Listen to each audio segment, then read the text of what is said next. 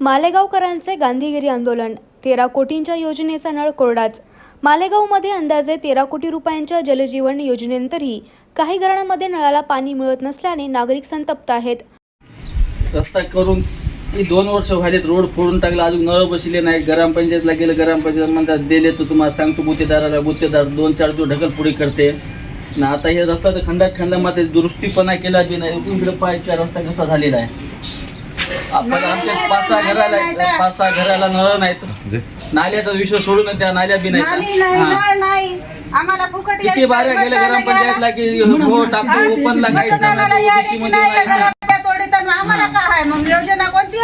काही योजनेचा लाभ ग्रामपंचायतचा नाही. लक्ष वेधण्यासाठी नागरिकांनी नळाला फलक लावत अनोखे गांधीगिरी आंदोलन केले. हाच तो 13 कोटींचा नळ, पण धुवायला पण पाणी नाही असा उपरोधिक फलक लावत नागरिकांनी योजनेच्या अंमलबजावणीवर प्रश्नचिन्ह उपस्थित केले. कोट्यवधी रुपये खर्च करूनही नियमित पाणी पुरवठा का होत नाही याचे उत्तर प्रशासनाने द्यावे अशी मागणी नागरिकांनी केली आहे. पाणी नसताना घरपट्टी घेऊ नये आणि घराची थकबाकी नसताना घराच्या थकबाकीचा घरपट्टी असो नळाला पाणी कधीच नाही. नळपट्टी वसूल करतात. आता किती दिवस झालं काम करून याला आता किती दिवस झाले तेच माहिती. कोटी रुपयाचा नळ, अद्याप या नळाला पाणी नाही. आता या जनतेने काय करायचं, असे अर्धवट कामं सोडून दिलेली आहेत यांनी. आणि यांना अद्याप पाणी, तुम्हाला पाणी आलं का अद्याप? तसंच नळ बसला तुमच्या इकडे या गल्लीत रस्ता, ते तुम्हाला कधी पाणी आलं का? पाईपलाईन तरी केली का? आता हे बघा, इथं बी नळ असा अर्धवट सोडून दिला यांनी. वरी गटारीत नळ टाकली त्यांनी अक्षरशः. आता साधं धुवायला सुद्धा पाणी नाही इथं.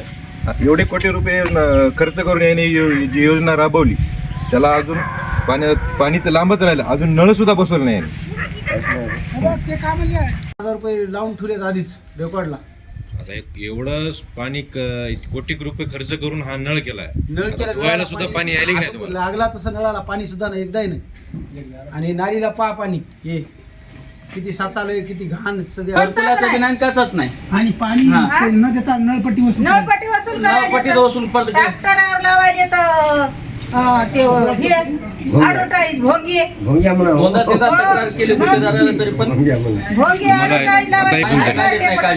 किती दिवस झालं पाणी नाही तुम्हाला? पाणी नाहीच, पहिले पण साधं कुठंच पाणी नाही. नाल्या नाहीत आम्हाला.